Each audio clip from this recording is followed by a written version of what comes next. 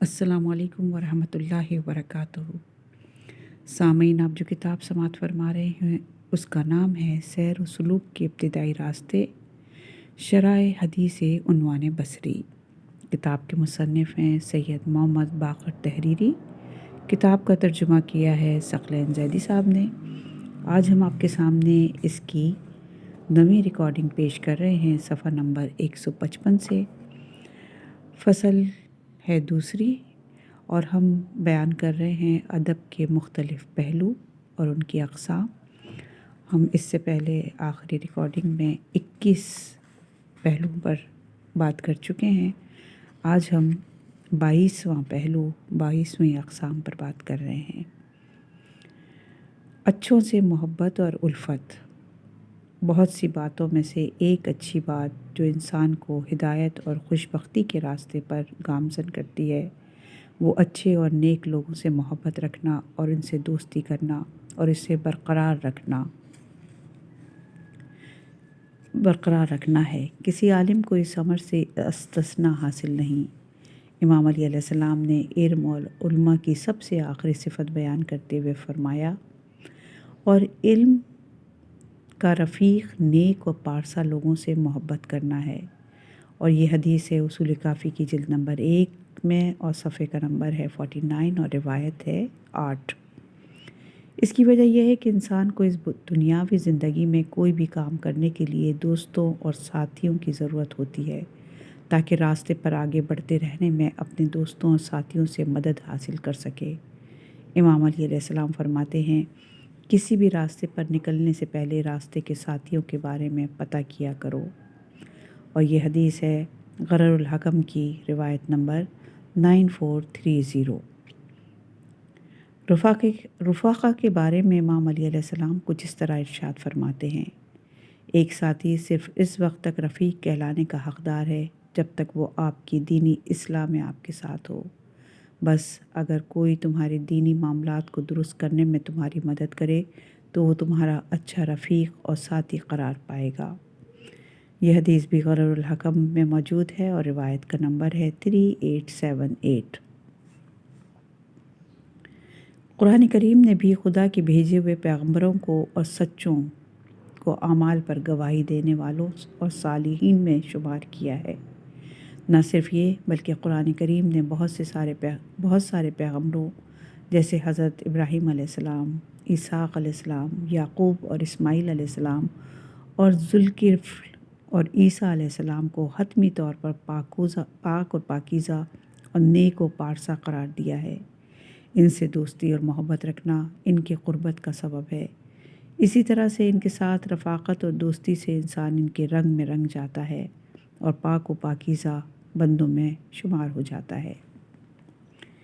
इमाम अली अलैहिस्सलाम फरमाते हैं, दुनिया और आखिरत की खैर व खूबी कर राज के छुपाने और नेक व पारसा लोगों से दोस्ती में पोशीदा है। और ये हदीस है बिहारुल अनवार की जिल्द नंबर 74 सफ़ा नंबर 178 और रिवायत का नंबर है 17। ये साथ अगर सच्चा हो और मुस्तकिल रहे तो मरने के बाद भी और मरने के बाद इसकी ज़रूरत ज़्यादा होती है। ये सिलसिला चलता रहता है। ये नेक लोग आलम बरज़ख और क़यामत के रोज़ भी इंसान की मदद फरमाएंगे और निजात अबदी दिलवाएंगे। इस वजह से जब इल्म ये चाहता है कि बंदे की शख्सियत और इसके वजूद पर कोई असर दिखाए तो इस शख्स को नेक व पारसा लोगों का साथी बना देता है, ताकि इनके उलूम और मारिफ़े हकीकी से सही मानों में फ़ायदा उठा सके। आफ़त इल्म से वाबस्ता मुसीबतें, सफ़ा नंबर है 157। इल्म एक गैर मादी और शर्फ़ वाली हकीकत है जिसका नुज़ूल आलम ग़ैब से इंसानी रूह पर होता है। इंसान कुछ फ़ितरी और मादी रुझानात का मालिक होता है जो इसके मलकूती रुझानात को मुमकिना तौर पर एक गैर मतलूबा सिमत की तरफ धकेल देते हैं। लिहाजा चंद ख़तरात और इम्कानात इंसान के इल्म को घेरे रहते हैं और इस बात का डर रहता है कि वो इस इल्म को बर्बाद या फिर इसके लिए मुसीबतें खड़ी कर देंगे। ज़ाहिरी इल्म और इल्म में हुसूली लाजमी तौर पर इल्म हकीकी के लिए एक आफत से कम नहीं होती, और ये आफतें इस इल्म हकीकी के लिए मुसीबत खड़ी कर देती हैं। इसके अलावा کچھ آفات ایسی ہیں کہ جو صاحبان علم کا بیڑا غرق کر کے رکھ دیتی ہیں اور ان کے وجود سے ساری نورانیت اور برکات کے اثرات زائل کر دیتی ہیں۔ اس حصے میں ہم ان میں سے بعض کی طرف اشارہ کریں گے اور ان کو بیان کریں گے۔ نمبر 1 ہے اور صفحہ نمبر ہے 158، علم کو زوال آنا۔ علم بذات خود علم حاصل کرنے والوں کے لیے خاص لذت کا حامل ہوتا ہے، اور علم حاصل کرنے والا عقلی بنیادوں پر اور اس کا عاشق و گرویدہ ہو جاتا ہے۔ اس وجہ سے ایک خاص طرح کی غفلت بندے پر طاری ہو جاتی ہے، جس کے نتیجے میں بندہ اپنے پاس ہونے میں ایسا غرق ہو کر رہ جاتا ہے کہ اس کے مطابق عمل نہیں کر پاتا۔ لیکن جیسا کہ پہلے بیان کیا گیا ہے کہ علم اور عمل ایک دوسرے کے ساتھ ساتھ چلنا ضروری ہے، اور یہ دونوں ہی ایک دوسرے پر اثر انداز ہوتے ہیں۔ جس طرح سے یہ واضح ہے کہ علم کے مطابق عمل نہ کرنا اس کے زوال کا باعث بن جاتا ہے، اسی طرح سے یہ بھی حقیقت ہے کہ علم کے مطابق عمل کرنے سے اس میں اضافہ اور کمال حاصل ہوتا ہے۔ امام علیہ السلام اس بارے میں فرماتے ہیں، اور تمام علم ایک حجت ہے اس کے واسطے کہ جس کے پاس وہ ہے، بشرطے کہ اس علم پر عمل کیا جائے، اور علم اگر عمل کے بغیر ہو تو وہ ایک وبال اور بدبختی ہے۔ یہ حدیث ہے غرر الحکم کی روایت نمبر 166 میں۔ اسی طرح سے رسول خدا صلی اللہ علیہ وآلہ وسلم کا ارشاد مبارک ہے، اہل بہشت کا ایک گروہ اہل جہنم کے ایک گروہ کے پاس آئے گا اور کہے گا کہ کس وجہ سے آپ لوگوں کو آتش جہنم میں پھینکا گیا، جبکہ ہم تو رسول اللہ کی دی ہوئی تعلیم اور نصیحتوں کی وجہ سے ہی جنت میں داخل ہوئے۔ تو وہ جواب میں کہیں گے، ہم دوسروں کو اچھے کام کرنے کا کہتے تھے مگر خود اس پر عمل پیرا نہیں ہوتے تھے۔ یہ حدیث ہے مکارم الاخلاق کی جلد نمبر 2 صفحہ نمبر 364، روایت کا نمبر ہے 2661۔ علم پر عمل نہ کرنے کے نقصانات اس سے پہلے کہ دوسروں تک پہنچیں سب سے پہلے خود عالم تک پہنچتے ہیں۔ امام علیہ السلام فرماتے ہیں، اکثر لوگ علم حاصل کرنے کی جانب راغب نہیں ہوتے کیونکہ وہ دیکھتے ہیں کہ بہت سارے علماء اپنے علم پر عمل پیرا نہیں ہوتے، اور یہ حدیث ہے غرر الحکم کی روایت نمبر 174۔ اس وجہ سے اسلامی روایات لوگوں کو سختی سے تاکید کرتی ہے کہ وہ برے اور بے عمل علماء سے دوری اختیار کریں، تاہم اس معیار کو بھی بیان فرماتی ہے کہ جس کی بنیاد پر لوگوں کو حقیقی علماء کے ساتھ ایک تعلق میں رہنا چاہیے۔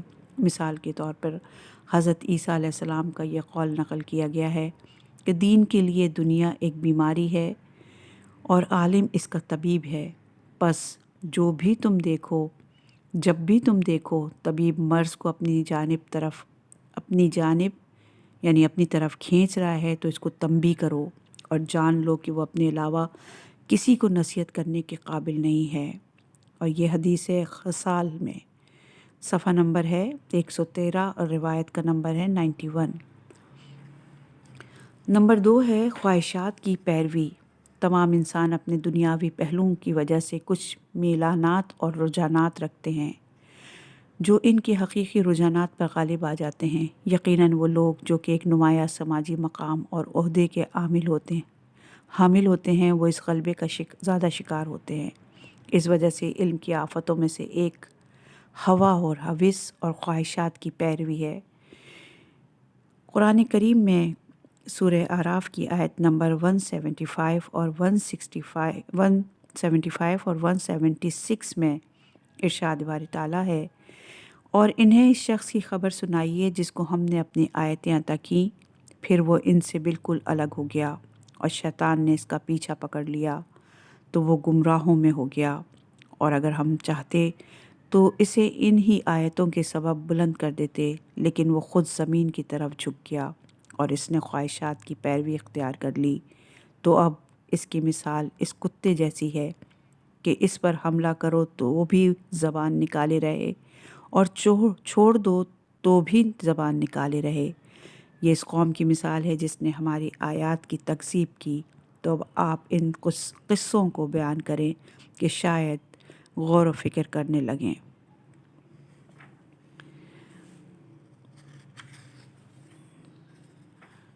ہوا اور حوث اور نفسانی خواہشات کی پیروی کے مختلف پہلو۔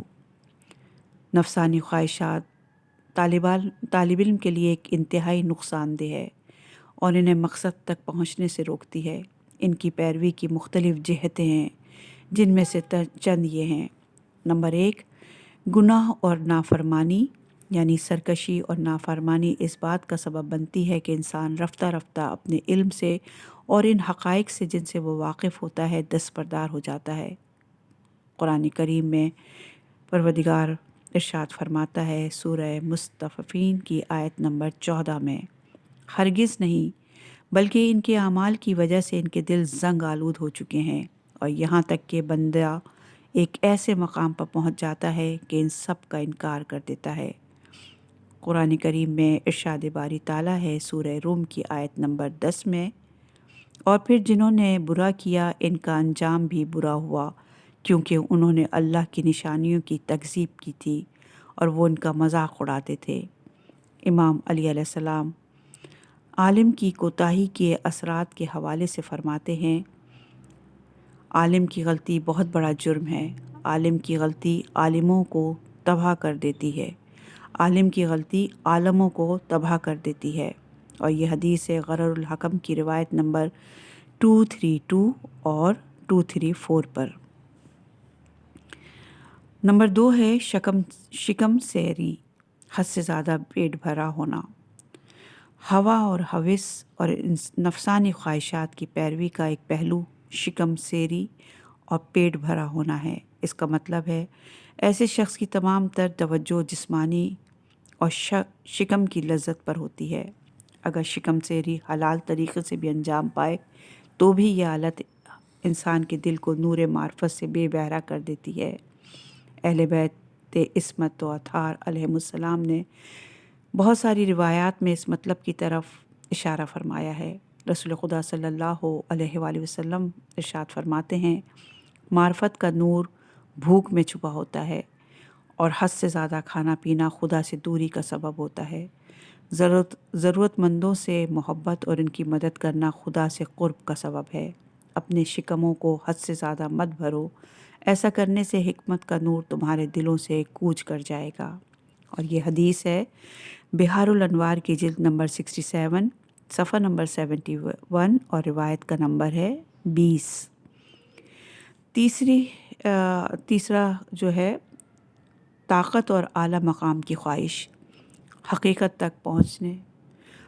تک جا پہنچنے کے لیے علم انسان کا رہنما ہوتا ہے۔ اگر طاقت اور اعلیٰ مقام کے حصول کی خواہش اس میں شامل ہو جائے تو نہ صرف یہ کہ انسان حقائق تک رسائی حاصل نہیں کر پاتا، بلکہ حب جاہ و مقام، اونچے مقام و طاقت کی محبت و خواہش معرفت کے حصول میں بھی ایک رکاوٹ بن جاتی ہے۔ اعلیٰ مقام کی محبت اور اس کے حصول کی خواہش کی وجہ سے انسان دوسروں کی طرف ہی متوجہ رہتا ہے اور دوسروں کی نظروں میں آنے کے لیے اپنے آپ کو ہی فروغ دیتا ہے۔ اس کا نتیجہ یہ ہوتا ہے کہ وہ حقیقت کی تلاش میں کمال تک جا پہنچنے اور ان کو حاصل کرنے کے لیے جو چیزیں درکار ہوتی ہیں ان کی جستجو ہی ترک کر بیٹھتا ہے۔ امام علی علیہ السلام فرماتے ہیں، حب جاہ و مقام عالموں کے لیے مصیبت ہے، اور یہ حدیث غرر الحکم میں روایت کا نمبر ہے 240۔ حصول طاقت کی خواہش سب کے لیے نقصان دہ ہے۔ امام صادق علیہ السلام نے ابو حمزہ صومالی سے ارشاد فرمایا، اعلیٰ مقام کی خواہش اور لوگوں کے پیچھے پیچھے چلنے سے بچو۔ ابو حمزہ نے پوچھا، میں اعلیٰ مقام کی خواہش کے معنی کو سمجھتا ہوں، لیکن لوگوں کی تقلید سے بچنے سے کیا مراد ہے؟ کیونکہ 2/3 علم کہ جو میرے پاس ہے تو وہ لوگوں اور علماء کے پیچھے چلنے اور ان کی تقلید کرنے سے ہی میرے ہاتھ آیا ہے۔ امام علی علیہ السلام نے جواب میں فرمایا، اس کا مطلب وہ نہیں ہے جو تم نے سمجھا ہے، بلکہ اس کا مطلب یہ ہے کہ کسی شخص کو بغیر ٹھوس ثبوت کے کسی مقام کے لیے نامزد کرنے سے بچو، اور جو بات بھی وہ کہے دلیل کے بغیر اس کی تصدیق کرنے سے خود کو بچائے رکھو۔ ایسا کرنا دوسروں کے لیے بھی درست ہے اور ایک بندے کے اپنے لیے بھی۔ اور یہ حدیث ہے اصول کافی کی جلد نمبر 2 صفحہ نمبر 298، روایت کا نمبر ہے 2۔ اگر کوئی صحیح راستے سے واقف ہو جائے اور اس کے مطابق عمل بھی کرتا ہو تو ضروری ہے کہ دوسروں کو بھی اس مقام تک لے کر جائے۔ ایک انسان جب کسی اعلیٰ مقام اور عہدے پر ہوتا ہے تو اس پر یہ بات واضح ہو جاتی ہے کہ دوسروں کو کسی مقام تک پہنچانا خود کسی مقام تک رسائی حاصل کرنے کے بغیر ممکن نہیں۔ البتہ اس شخص کے کسی بااختیار عہدے پر ہونے کا مطلب کسی اونچے مقام یا شہرت کا حصول نہیں ہوتا، بلکہ طاقت اور شہرت اس کے لیے اس اعلیٰ اور عرفہ مقصد کو سمجھنے کا محض ایک ذریعہ ہوتے ہیں۔ ایسا شخص کبھی بھی حق سچ کہنے اور اس کے اظہار سے پیچھے نہیں رہتا، چاہے لوگ اسے نظر انداز کریں اور اس کی حمایت بھی نہ کریں۔ اگر کوئی دوسرا شخص اس طرح کی ذمہ داری ادا کرتا ہے تو یہ اس کا ساتھ دیتے ہیں، اس کو مضبوط کرتے ہیں، بلکہ اگر دوسرا شخص یہ ذمہ داری ان سے بہتر ادا کرے تو یہ رضاکارانہ طور پر خود اس عہدے کو چھوڑ دیتے ہیں۔ راوی لکھتا ہے کہ میں نے سنا امام صادق علیہ السلام نے فرمایا، کیا تم نے فرض کر لیا ہے کہ میں نہیں جانتا کہ تم میں سے اچھا کون ہے اور برا کون ہے؟ ہاں، خدا کی قسم میں جانتا ہوں۔ تم میں سے برا وہ ہے جو یہ خواہش رکھتا ہے کہ دوسرے اس کے پیچھے پیچھے چلیں اور اس کا کہنا مانیں، کیونکہ یا تو حد سے زیادہ جھوٹا ہوتا ہے یا پھر اس کے عقائد و نظریات کمزور ہوتے ہیں۔ اور یہ حدیث ہے اصول کافی کی جلد نمبر 2 صفحہ نمبر 299 اور روایت کا نمبر ہے 8۔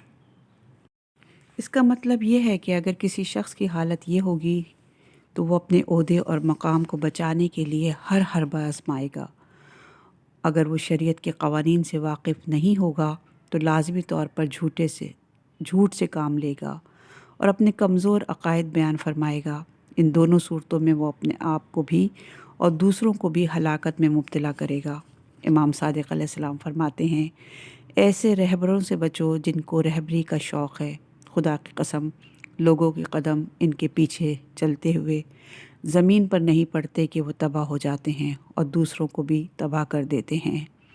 یہ حدیث اصول کافی کی جلد نمبر 2 صفحہ نمبر 297 اور روایت کا نمبر ہے 3 میں موجود ہے۔ تیسرا ہے تکبر، دوسروں کے مقابلے میں خود کو افضل و برتر سمجھنا۔ خود پسندی کی ایک قسم ہے جو انسان میں اس وقت پیدا ہوتی ہے جب انسان صرف اپنے مال و متاع پر نظریں گاڑے رکھتا ہے، چاہے وہ جمع پونجی اس کی اپنی حاصل کردہ ہو یا خدا کی عنایت سے اسے نصیب ہوئی ہو۔ اس بات کے اس دنیا اور آخرت دونوں میں انسانی روح پر ناگوار اثرات پڑتے ہیں۔ یہ قابل مذمت اثرات سب کے لیے ہیں اور خاص طور پر علماء کے لیے، کیونکہ یہ ان کے علم حاصل کرنے اور اس میں اضافے کے سلسلے کو روک دیتے ہیں۔ امام علی علیہ السلام فرماتے ہیں، جو تکبر میں مبتلا ہے اس نے علم حاصل نہیں کیا، اور یہ حدیث ہے غر الحکم کی روایت نمبر 850 میں۔ یہ حالت انسان کو اپنی غفلت اور جہالت سے باخبر نہیں ہونے دیتی اور اس کو حقائق و سچائی تک رسائی حاصل کرنے نہیں دیتی۔ امام موسیٰ کاظم علیہ السلام فرماتے ہیں، بے شک فصلیں نرم زمین پر اگتی ہیں اور سخت زمین پر پنپ نہیں پاتی، اسی طرح علم و حکمت ان دلوں میں بسیرا کرتے ہیں جن میں عاجزی اور انکساری ہوتی ہے، اور متکبر اور مغرور لوگوں کے دلوں میں پنپ نہیں پاتی۔ اسی وجہ سے اللہ جلہ جلالہ نے عاجزی اور انکساری کو عقل کا اور تکبر کو جہالت کا نتیجہ قرار دیا ہے۔ یہ حدیث ہے تحفہ العقول کے صفحہ نمبر 396 پر۔ ایک متکبر اور مغرور شخص ہمیشہ یہ توقع کرتا ہے کہ دوسرے اس کے سامنے عاجزی کا مظاہرہ کریں اور بغیر کوئی چوں چرا کیے اس کی بات مانیں۔ یہ حالت واضح کرتی ہے کہ وہ دوسروں کو حقیر اور پست سمجھتا ہے اور ان کو پروان چڑھانے میں کوئی کردار ادا نہیں کرتا۔ نتیجتاً لوگ اس قہر آلود رویے کو برداشت نہیں کر پاتے اور اس طرح متکبر شخص لوگوں سے دور ہوتا چلا جاتا ہے۔ ایسا شخص اپنی عقلی اور روحانی خامیاں جان ہی نہیں پاتا اور اس کا کمال تک جا پہنچنے کا سفر رک جاتا ہے، اور آہستہ آہستہ وہ ایک ایسے مقام پر جا پہنچتا ہے کہ وہ حق کا انکار کر بیٹھتا ہے۔ امام صادق علیہ السلام نے علماء کے لیے اس حالت کے نتائج کو اس طرح پیش کیا ہے، متکبر علماء میں سے نہ ہونا کیونکہ اس طرح تم میں موجود باطل تمہاری ذات میں موجود حق کو نیست و نابود کر کے رکھ دے گا۔ اس کے بعد ہے حسد، لوگوں کو کسی نعمت سے لطف اندوز ہوتے دیکھ کر حسد کرنا اور دل ہی دل میں اپنے پاس اس نعمت کے نہ ہونے اور دوسروں کے پاس اس نعمت کے ختم ہو جانے یا نہ ہونے کی خواہش رکھنا۔ اس بات کی نشانیاں ہیں کہ اس شخص نے اس دنیا کو حقیقتوں پر غور و فکر نہیں کیا، کیونکہ اولاً اللہ نے انسان میں یہ صلاحیت رکھی ہے کہ وہ اس نعمت کو حاصل کر سکتا ہے، ثانیاً لوگ اپنی صلاحیتوں کو استعمال کرنے کے بعد اس کے نتائج حاصل کرتے ہیں، ثالثاً اللہ نے نعمتوں کو پیدا کیا اور جو لوگ ان کو حاصل کرنے کی خواہش کرتے ہیں ان کے لیے ان نعمتوں کو مہیا کیا۔ رشک ابتدا میں وسوسوں اور خیالات کی شکل میں انسان کی ذات میں وارد ہوتا ہے۔ یہ وسوسے اور خیالات اصل میں سستی اور آرام طلبی کی وجہ سے جنم لیتے ہیں۔ آرام طلبی محض خود پسندی کی وجہ سے وقوع پذیر ہوتی ہے۔ ضروری ہے کہ پہلے جو نکات پیش کیے گئے ان پر توجہ دی جائے، کیونکہ ایسا کرنے سے انسان ان خیالات کو اپنے اوپر اثر انداز ہونے سے روک سکتا ہے۔ ابتدا میں تو یہ وسوسے لمحاتی طور پر سامنے آتے ہیں، لیکن پھر مستقل طور پر قابل مذمت حالت حسد کی شکل اختیار کر لیتے ہیں۔ کسی بھی شخص کے پاس کوئی نعمت دیکھ کر کسی بھی انسان میں یہ حسد کی حالت پیدا ہو سکتی ہے، لیکن اگر کسی اہل علم کی ذات میں اس حالت کے پیدا ہو جانے کی توقع زیادہ ہوتی ہے۔ امام باقر علیہ السلام فرماتے ہیں، ایک بندہ اس وقت تک عالم نہیں بن سکتا جب تک وہ ان سے حسد کرنا ترک نہ کر دے جو ان سے بالاتر ہے۔ یہ حدیث ہے تحفہ العقول کے صفحہ نمبر 294 پر۔ اگر ایک عالم میں اس طرح کی حالت پیدا ہو جائے کہ وہ عملاً اس کوشش میں لگا رہے کہ کسی دوسرے بندے کے پاس علم کی شکل میں نورانی تحفے اور اس کے اثرات کو ختم کر ڈالے، اور اگر وہ اپنے اس عمل پر توبہ نہ کرے تو اہل جہنم میں سے قرار پائے گا۔ رسول خدا صلی اللہ علیہ وآلہ وسلم کا ارشاد مبارک ہے، بے شک اللہ 6 طرح کے لوگوں کو 6 چیزوں کی وجہ سے حساب کتاب سے پہلے داخل جہنم کرے گا، اور علماء کو حسد کی وجہ سے۔ یہ حدیث ہے اصول کافی کی جلد نمبر 8 صفحہ نمبر 163 اور روایت کا نمبر ہے 17۔ اس کے بعد ہے اپنے علم میں کھوئے رہنا اور صفحہ کا نمبر ہے 166۔ انسان کی نفسانی خواہشات کی پیروی کا ایک پہلو یہ بھی ہے کہ بندہ اپنی ذات اور اپنے مال و متاع میں ہی کھویا رہے۔ یہ حالت صاحبان علم کو بھی پیچھا نہیں چھوڑتی۔ یہ حالت صاحبان علم کا بھی پیچھا نہیں چھوڑتی، یہاں تک کہ ان کا نام علماء کی فہرست میں سے خارج کروا دیتی ہے۔ یہ بات جاننا ضروری ہے کہ علم تو ایسا نور ہے جو انسان کو روشن فکری عطا کرتا ہے تاکہ انسان خود اپنی ذات کا عرفان حاصل کر سکے، اپنی خلقت کے آغاز کو جان سکے، اس دنیا کو پہچان سکے، مات کی معرفت حاصل کر سکے اور خداوند سبحانہ کے حضور عاجزی اور انکساری کا اظہار کر سکے۔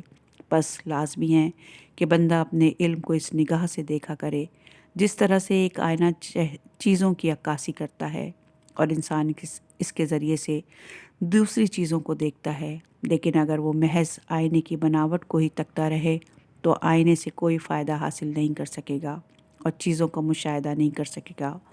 بس اپنے علم پہ ہی فدا رہنا اور اس پر فخر کرتے رہنا علم کو ناکارہ بنانے کا سبب بن جاتا ہے اور نورانیت سے غفلت کا سبب بن جاتا ہے، اور انسان اس قابل ہی نہیں رہتا کہ وہ اپنی خامیوں پر نگاہ کر سکے۔ وہ یہ سمجھ بیٹھتا ہے کہ اس کو تمام علوم سے آگاہی اور معرفت حاصل ہے۔ اس حوالے سے پیغمبر اکرم صلی اللہ علیہ وآلہ وسلم نے ارشاد فرمایا، جو اپنے بارے میں یہ کہتا ہے کہ وہ عالم ہے، وہ دراصل غافل اور نادان ہے۔ یہ حدیث ہے منیت المراد صفحہ نمبر 137 میں۔ کیونکہ ایسا شخص اس بات پر تیار ہی نہیں ہوتا کہ دوسروں کو عالم تسلیم کر سکے اور ان سے فیض یاب ہو سکے، اور نہ ہی وہ اپنی جہالت اور کم علمی کا اظہار خدا کے حضور میں کرتا ہے۔ یہ اعتراف نہ کرنے کی وجہ سے اس کے علم میں اضافہ نہیں ہو پاتا۔ یہ بات اتنی اہم ہے کہ خدا نے قرآن مجید میں اپنے ایک پیغمبر تک کو یہ حکم دیا اور کہہ دیا کہ میرے رب میرے علم میں اضافہ فرما۔ سورہ طٰہٰ کی آیت نمبر 114 میں ہے یہ۔ یہ حالت دوسری اخلاقی بیماریوں کا سبب بھی بنتی ہے، جیسے دوسروں کو حقیر سمجھنا، ان کا مذاق اڑانا اور خصوصاً ان کی تذلیل کرنا جو مقام میں کمتر ہوں۔ امام محمد باقر علیہ السلام ارشاد فرماتے ہیں، ایک بندہ اس وقت تک عالم نہیں بن سکتا جب تک وہ اپنوں سے کمتر لوگوں کو حقیر سمجھنا ترک نہ کر دے، اور یہ حدیث ہے تحفۃ العقول کے صفحہ نمبر 294 پر۔ امام علی علیہ السلام نے امام حسن علیہ السلام کو لکھا، میں تم کو پہلے ہی جہالت کی مختلف اقسام کے بارے میں آگاہ نہیں کر چکا کہ خود کو کبھی عالم نہ سمجھنا، اور اگر تمہارے سامنے کوئی مسئلہ آئے تو جس کے بارے میں تم جانتے ہو تو تم اس کو کوئی فضیلت شمار نہ کرنا، کیونکہ ایک عالم یہ بات جانتا ہے جو کچھ وہ جانتا ہے اس علم کے مقابلے میں بہت کم ہے کہ وہ نہیں جانتا، چنانچہ وہ اپنے آپ کو کم علم والے لوگوں میں شمار کرتا ہے اور اپنے علم کی تلاش کو بڑھا دیتا ہے اور مستقل علم حاصل کرتا رہتا ہے اور اس سے التفات رکھتا ہے، اس سے فائدہ اٹھاتا ہے، اس کے اہل کے سامنے عاجزی اور انکساری کا مظاہرہ کرتا ہے اور اس کو اہمیت دیتا ہے، خاموش رہنے کو ترجیح دیتا ہے، خطاؤں سے دوری اختیار کرتا ہے، خطائیں کرنے سے حیا کرتا ہے، اور جب اس کا واسطہ کسی ایسے مسئلے سے پڑتا ہے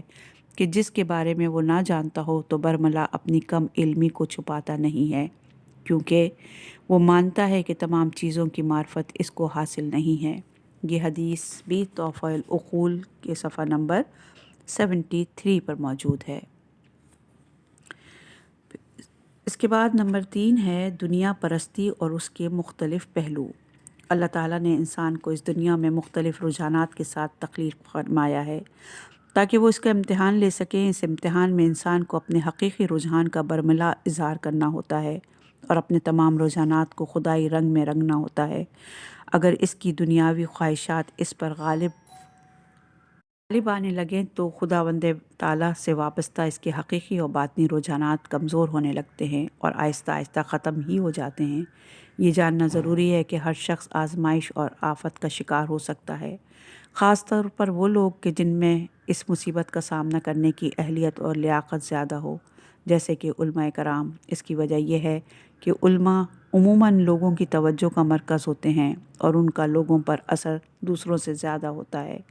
دنیا کی محبت انسان کی تمام کوششوں اور جدوجہد کو تباہی کی طرف لے جاتی ہے، اور تمام علمی کاوشیں کہ جو اپنے اندر ایک نورانیت رکھتی ہیں اور نجات کا باعث ہو سکتی ہیں، وہ دنیا پرستی کی وجہ سے اپنے تمام تر اثرات زائل کر بیٹھتی ہیں۔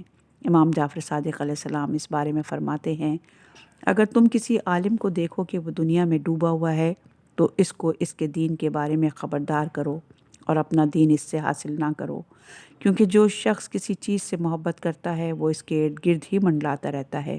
اللہ تعالیٰ نے حضرت داؤد علیہ السلام پر وحی نازل فرمائی تھی کہ کسی ایسے عالم کو جو دنیا پرستی کا شکار ہو، اسے میرے اور اپنے درمیان وسیلہ و واسطہ قرار نہ دو، کیونکہ وہ میری محبت کے راستے سے تم کو بھٹکا دے گا۔ بے شک یہ وہ لوگ ہیں کہ جو مجھ تک پہنچنے والے راستوں کو میرے ان بندوں کے لیے بند کر دیتے ہیں جو صرف مجھ کو پا لینا ہی سب کچھ سمجھتے ہیں۔ بے شک سب سے چھوٹا کام میں یہ کرتا ہوں کہ جو لوگ ایسا کرتے ہیں ان کے دلوں سے دعا و مناجات کی لذت سلب کر دیتا ہوں۔ یہ حدیث ہے بحار الانوار کی جلد نمبر 2 صفحہ نمبر 107 اور روایت کا نمبر ہے 7 اور 8۔